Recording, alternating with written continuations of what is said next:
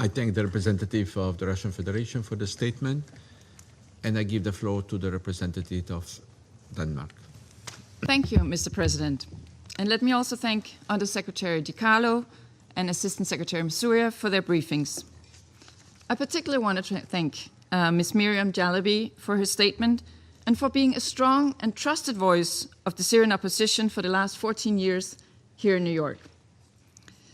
Mr. President, with its historic visit to Syria, a new chapter has started in relationship between this Council, the United Nations, and the Syrian people, a relationship we must continue to reinforce and rebuild. During the Council's visit, we can recognize many positive achievements realized by the transitional government in the past year, but also the need for further progress. Our meeting with civil society representatives confirmed the need to continue to call for an inclusive and transparent political process, and meeting with relatives of victims from the violence on the coast and in Ceuta, the importance of accountability and progress on transitional justice at a time when intercommunal tensions and sectarian violence remain high was made abundantly clear. We urge the transitional government to make the best use of the UN's expertise and capacities to this end. A natural next step would be the establishment of a permanent presence of the Office of the Special Envoy in Damascus. Mr. President, during the Council visit to Damascus, we were impressed by the level of security, but also reminded of the many security challenges that continue to plague the country. We were deeply appalled by the news of the attack on a joint US-Syrian patrol in Palmyra last week, demonstrating the persistent threat posed by ISIL across Syria. We express our deepest condolences to the families of the victims, and we underline our unwavering commitment to ensuring that ISIL must not be allowed to recreate their terrorist regime. We continue to reiterate our commitments to Syria's sovereignty, independence, and territorial integrity. Denmark urges Israel to halt its airstrikes and incursions inside Syria and to respect the 1974 disengagement of forces agreement. We hope that the ongoing negotiations between Israel and Syria translate into tangible peace and stability for the people of Syria and for the region.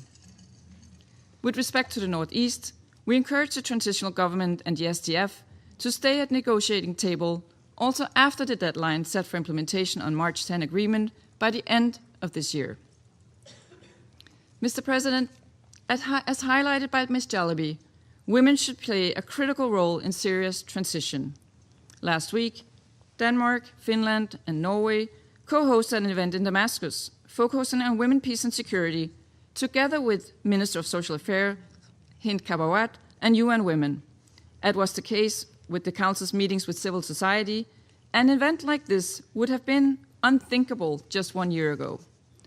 Women's full and meaningful participation in all aspects of governance and public life is required for a peaceful, inclusive, and sustainable future for Syria. Importantly, women should be broadly represented in the People's Assembly, but also in the executive branch and in the private sector. With the number of challenges Syria faces in the reconstruction and rehabilitation of the country, all smart minds are needed to succeed. Colleagues, while long-term progress calls for patience, the humanitarian situation requires acute action, as we just heard from Assistant Secretary General Msuya. With winter approaching, shelter, heating, housing, and nutrition are crucial.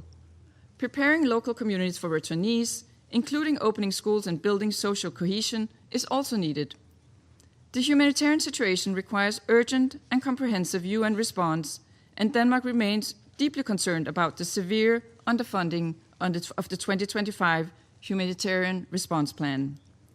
Denmark has chosen to make an extraordinary year-end contribution to the humanitarian response to the Syrian crisis of $6 million, in addition to the almost $50 million already allocated this year. We encourage all other member states to join us in increasing their funding. Mr. President, in closing, the gunfire that lit up the Damascene sky little over a year ago has given way to fireworks celebrating the one-year anniversary of the fall of the Assad regime. These celebrations are a sign that the resolve of the Syrian people endures. When visiting Damascus, we saw the joy and pride on the faces of people in the streets, but we also saw the shattered buildings in the outskirts of the city, reminding us of the brutality of what came before. Looking back, the progress made by Syria over the past year has been nothing short of remarkable. At the same time, the challenges facing Syria are many, and the path forward will be tough. We ask the Syrians to trust us when we say that we are here to support you, and that the UN can help accompany the new Syria, Syria al-Shadida, on this path forward. I thank you. I thank the representative of Denmark for the statement, and I give the floor to the representative of Greece. Thank you, Mr. President. I also thank USG Rosemary DiCarlo, SG Joyce Moussouya for their briefings, as well as Ms. Mariam Jalabi for her pertinent statement and her clear messages. Mr. President, the recent historic visit of this Council to Syria for the first time since its founding in 1945 sent a strong signal of support for Syria's reintegration into the international community. It also demonstrated UN's commitment in this regard. As Syria has embarked on the initial phases of post-civil war reconstruction, the first anniversary since Assad's fall should be translated into concrete steps toward its full recovery and re-establishment on the international stage. The UN can act as a reliable partner to the Syrian authorities and play a crucial role in making such vision a reality. In this respect, we look forward to the imminent appointment of a new special envoy, and we support the relocation of his or her office from Geneva to Damascus. Mr. President, turning the page in the Syrian Arab Republic requires the full protection and inclusion of all its society components. A nationwide reconciliation presupposes that all voices will be heard. All will be fairly represented, and all will be equally protected. Muslims, Alawites, Christians, Druze, and Kurds deserve the same right of equal representation and the same chance to peace. In this vein, we look forward for the remaining parliamentary seats to compensate for the underrepresented communities, including women, ethnic and religious representatives. Similarly, it is beyond doubt that extremism cannot stain the path to peace and security and should be addressed accordingly. It is crucial to ensure accountability for those who committed criminal acts. We condemn the recent attack on the US military convoy in Syria, resulting in the death of 2 soldiers and 1 civilian. Syria's accession to the anti-ISIS coalition, a most welcome step, must be translated into targeted measures to uproot radicalism. Syrians cannot afford another descent into violence, stemming from inside the country or abroad. In this respect, we express concern about the recent incidents in Homs. We also regret the tragic loss of 13 civilians, including women and children, on November 28 in the town of Beit Jain as a violation of international humanitarian law. We express our sincere condolences to the families of the victims.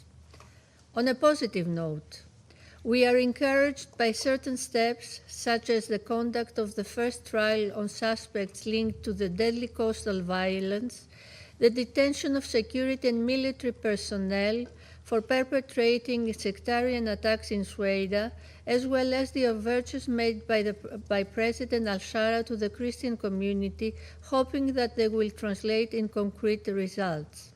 We look forward to the publication of the Syrian Commission's report by the end of this year. Accountability and transitional justice should remain a top priority. In parallel, security sector reform is a prerequisite for stability. The March 10 agreement between the SDF and Damascus must be implemented in good faith without foreign interference. and the situation in the northeast must not be used as a pretext for foreign actors to intervene in Syria's domestic affairs. Last but not least, the path to recovery requires expedited international support. Such support is urgently needed as the humanitarian situation across Syria is exacerbated by harsh winter conditions, high levels of malnutrition, and significant funding constraints. Greece has financially contributed and will continue to do so to various humanitarian fields. Moreover, we have repeatedly expressed our readiness to stand by the Syrians and actively participate in the recovery of the country. In concluding, Mr. President, inclusivity, accountability, and respect of Syria's sovereignty, independence, and territorial integrity constitute key elements to putting the country back on the track of stability and prosperity. The Council's visit to Syria served as a testament to the progress achieved, as well as an expression of trust in the new Syrian government and all Syrians. We look forward to further strengthening our relations with Damascus, and we remain committed to the vision of a prosperous Syria worthy of the aspirations of the Syrian people, where the rule of law and human rights are respected and where all feel safe and equal. I thank you. I thank the representative of Greece for the statement, and I give the floor to the representative of Pakistan. Thank you, Mr. President. We thank Under Secretary General Rosemary DiCarlo